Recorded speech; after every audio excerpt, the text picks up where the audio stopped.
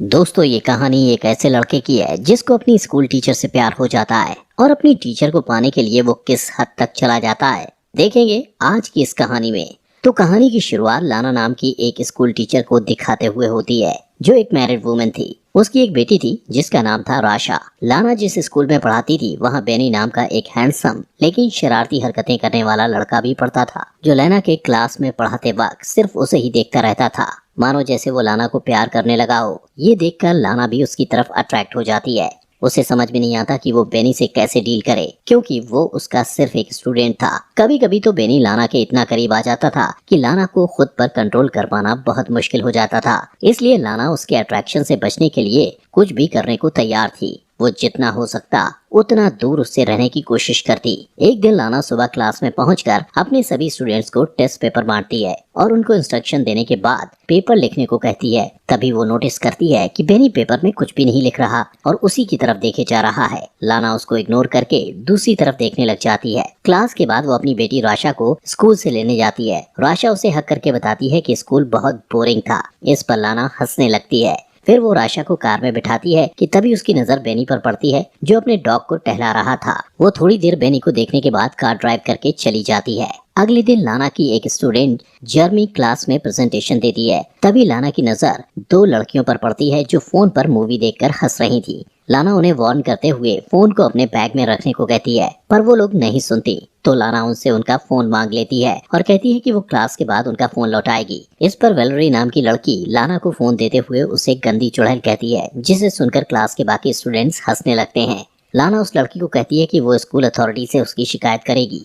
जब ब्रेक के टाइम लाना चाय पी रही थी तभी अचानक उसकी नजर बेनी पर पड़ती है जो वेलरी को परेशान कर रहा था। बेनी वेलरी के बैग से सारा सामान निकालकर फेंक देता है। इतना ही नहीं, वो उसकी साइकिल को भी पटक कर खराब कर देता है। इस घटना के बाद लाना स्टाफ रूम में बैठी एक दूसरी टीचर के साथ बेनी के बारे में बात करती है। वो उसे बताती है कि वो बेनी के बारे में क्या सोचती है और बेनी कैसा रिएक्ट करता है। वो उस टीचर से उसकी राय लेना चाहती थी पर वो टीचर कंफ्यूज हो जाती है और उसे समझ नहीं आता कि क्या राय दे। तब लाना उससे कहती है कि उसे परेशान होने की जरूरत नहीं। अगले दिन क्लास के बाद लाना बेनी से कहती है कि वो उससे कुछ बात करना चाहती है। वो उसे खाली क्लासरूम में ले जाती है और बैठने को कहती है। फिर उसका हालचाल जानने के बाद वो उससे पूछती है कि उसे स्कूल में अच्छा लग रहा है या नहीं। पर बेनी उसकी किसी भी बात का जवाब नहीं देता और उल्टा लाना से पूछता है कि वो उससे क्या चाहती है। लाना उससे कहती है कि उसे उसकी फिक्र है और ये भी कहती है कि उसे अपने क्लास की लड़की के साथ बुरा बर्ताव नहीं करना चाहिए था। फिर उसे समझाते हुए वो उसके घुटने पर हाथ रखकर कहती है कि उसे कोई हेल्प चाहिए तो बताए। पर बेनी उसके हाथ की तरफ देखकर मुस्कुराने लगता है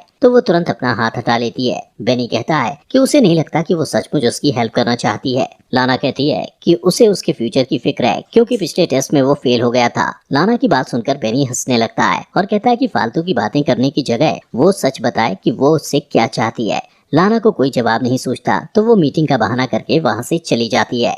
लेकिन जाने से पहले बेनी से कहती है कि जो कुछ भी वो कह रही थी वो उस पर गौर करे। अगली सुबह दौड़ने के बाद वो सांस लेने के लिए एक झील के पास रुक जाती है। सीन शिफ्ट होता है और क्लास के बाद वो देखती है कि बेनी का बैग जमीन पर पड़ा था। वो आसपास नजर दौड़ाती है कि कोई उसे देख तो नहीं रहा। फिर वो बेनी के बैग से उसका स्वेटर निकालकर सूंघती है और वापस बैग में रख देती है। फिर दरवाजा खुलने की आवाज सुनकर वो वॉशरूम में चली जाती है और वहाँ झुककर नल से पानी पीने लगती है। इसके बाद जैसे ही वो उठती है अपने सामने बेनी को देखकर नर्वस हो जाती है। बेनी उसके बाएं को पकड़ लेता है और उसका हाथ हटा देती है पर बेनी मुस्कुराते हुए दोबारा वही हाथ रख देता है और आगे बढ़कर उसकी गर्दन पर किस करता है।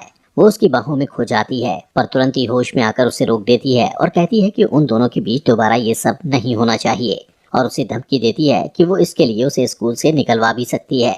वो बेनी से कहती है कि वो आग से खेल रहा है और जैसे ही जाने के लिए मुड़ती है बेनी चिल्लाकर कहता है कि वो ये सब करना चाहती है। पर लाना कहती है कि वो अपने किसी भी स्टूडेंट से प्यार नहीं कर सकती। अगले दिन स्कूल के हॉलवे में बेनी लाना से कहता है कि वो क्लास के बाद उससे मिलना चाहता है पर वो मिलने से इनकार कर देती है। बात करते हुए वो लोग स्टेयर्स की तरफ चले जाते हैं। लाना कहती है कि उन दोनों के बीच जो कुछ भी हुआ था इसके लिए वो शर्मिंदा है। वो बेनी से कहती है कि वो उसका ख्याल अपने दिल से निकाल दे। ये कहकर वो वहाँ से चली जाती है और पार्किंग लॉट में जाकर देखती है कि उसके कार का साइड मिरर टूटा हुआ था और उसके कार पर स्क्रैच लगे हुए थे। फिर वो कार में बैठकर आशा को लेने के लिए उसके स्कूल जाती है जहाँ बैठकर वो बोर हो रही थी। सीन शिफ्ट होता है और हम लाना को अपने घर पर गार्डनिंग करते हुए देखते हैं। उसका हस्बैंड वार्ड उससे पूछता है कि उसकी कार को स्क्रैच कैसे लगा, तो वो कहती है कि वो एक लैंप पोस्ट से टकरा गई थी। वार्ड उससे पूछता है कि लैंप पोस्ट से इस तरह के स्क्रैच कैसे हो सकते हैं, तो वो कहती है कि कभी कभी ऐसा होता है। फिर वो लाना से कहता है कि उसकी चाय ठंडी हो रही है और वहाँ से चला जाता है। अगले दिन लाना क्लास में अपने स्टूडेंट्स को इंटर्नशिप के लिए एक लेटर लिखने को कहती है और सबसे पूछती है कि किसी को कोई सवाल करना है।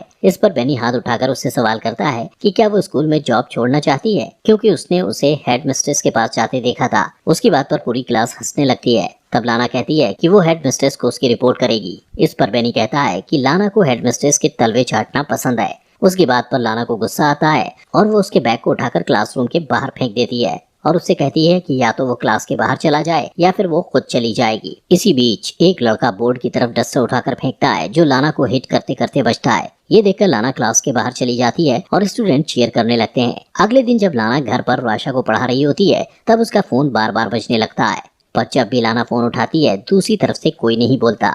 अगले दिन जब लाना स्कूल जाती है तो टाइम से पहले बेनी को क्लास में अकेला बैठा देखकर डर जाती है और स्कूल की रिसेप्शनिस्ट को जाकर कहती है कि उसकी तबीयत ठीक नहीं लग रही। इसके बाद वो घर चली जाती है। रात को डिनर बनाते समय वार्ड उससे पूछता है कि उसका दिन कैसा रहा, तो वो झूठ बोल देती है कि वो सारा दिन स्कूल में पढ़ाती रही और अपने स्टूडेंट के एग्जाम पेपर्स भी चेक करती रही। अगले दिन राशा को स्कूल में छोड़ने के बाद वो काम पर नहीं जाती और एक नदी के किनारे रुककर एप्पल खाने लगती है। फिर वो म्यूजियम में चली जाती है और थोड़ी देर तक पेंटिंग्स देखती रहती है।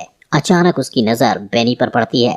उसे वहां देखकर वो घबरा जाती है और जल्दी जल्दी वहां से निकलने की कोशिश करती है, पर लिफ्ट में उसकी मुलाकात बेनी से हो जाती है। बेनी लाना से कहता है कि वो उसे मिस कर रहा था, इसलिए स्कूल जाना चाहता था। फिर वो उसके बॉसम को छूने के लिए आगे बढ़ता है। लाना भी आउट ऑफ कंट्रोल होकर उसे 2 बार किस करने की कोशिश करती है, पर बेनी उसे रोक देता है और अपनी उंगलियों को उसके बॉडी पर फिराने लगता है। उस रात लाना को बार बार बुरे सपने आते हैं कि उसकी फैमिली उससे दूर हो गई है और वो घबराकर जाग जाती है। अगले दिन वो चुपके से स्कूल के एडमिनिस्ट्रेटर के ऑफिस में चली जाती है और वहां से एग्जाम पेपर चुरा कर लाती है। और जब सारे स्टूडेंट लंच करने के लिए कैफेटेरिया में चले जाते हैं तो बेनी को फंसाने के लिए वो पेपर्स उसके कोट में रख देती है। अगले दिन लाना ब्रेक रूम में बैठी दूसरी टीचर से बात करते हुए देखती है कि कुछ सिक्योरिटी वाले बेनी को पकड़कर कहीं ले जा रहे थे। दोस्तों, आगे बढ़ने से पहले आपसे गुजारिश है कि अगर आपको हमारी वीडियो पसंद आ रही है तो प्लीज अपने फॉक्स एक्सप्लेनर हिंदी चैनल को सब्सक्राइब कर लीजिए, जिससे आपको ऐसी अमेजिंग वीडियोस मिलती रहें। अब एग्जाम पेपर चुराने के इल्जाम में बेनी को स्कूल से निकाल दिया जाता है।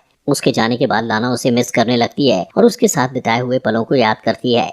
एक दिन लाना और आशा एक बुक स्टोर में जाते हैं। राशा को अपने फ्रेंड किम को गिफ्ट करने के लिए बुक खरीदना था, पर वहां जाकर राशा कपड़े से बना हुआ एक जानवर लेने की जिद करने लगती है और लाना उसे मना कर देती है।